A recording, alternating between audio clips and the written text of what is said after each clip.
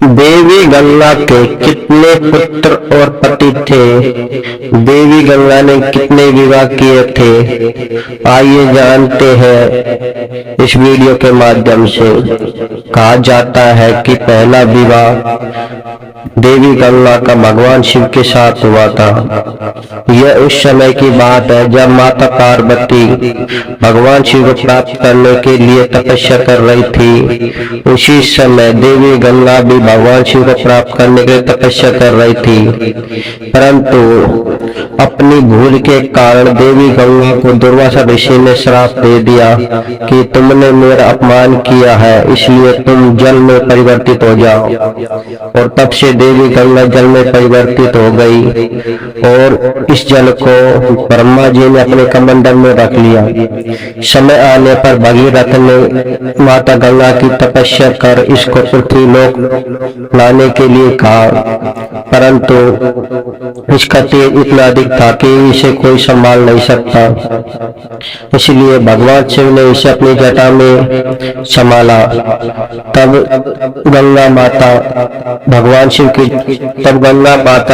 शिव की जटा से बाहर नहीं निकल रही थी। तो भगवान शिव ने कहा कि तुम मेरी जटाओं से क्यों नहीं निकलती हो?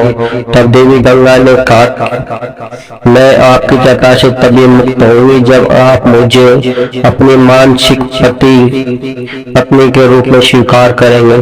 तब भगवान शिव ने देवी गंगा को अपनी मानसिक पत्नी के रूप में स्वीकार किया। और कहा जाता है कि पहला पुत्र कार्तिकेय माता गंगा की कोख से ही जन्म हुआ था। ये भगवान शिव का पहला पुत्र था। दूसरा विवाह गंगा माता का महाराज शांतनु के साथ हुआ। कहा जाता है कि एक बार गंगा किनारे राजा प्रतीप तपस्या कर रहे थे, तभी देवी गंगा उन पर आकर्षित हो गई और उनकी दाही जंगा पर जाकर बैठ गई और कहा कि आप मुझसे विवाह कर लीजिए। तब प्रतीप ने कहा कि आप मेरी दाही जंगा पर बैठी है, जो एक पुत्री का स्थान होता है, इसलिए मैं आपसे विवाह नहीं कर सकता, परंतु मैं आपको वचन देता हूँ कि मेरा पुत्र आपसे विवाह अवश्य करेगा।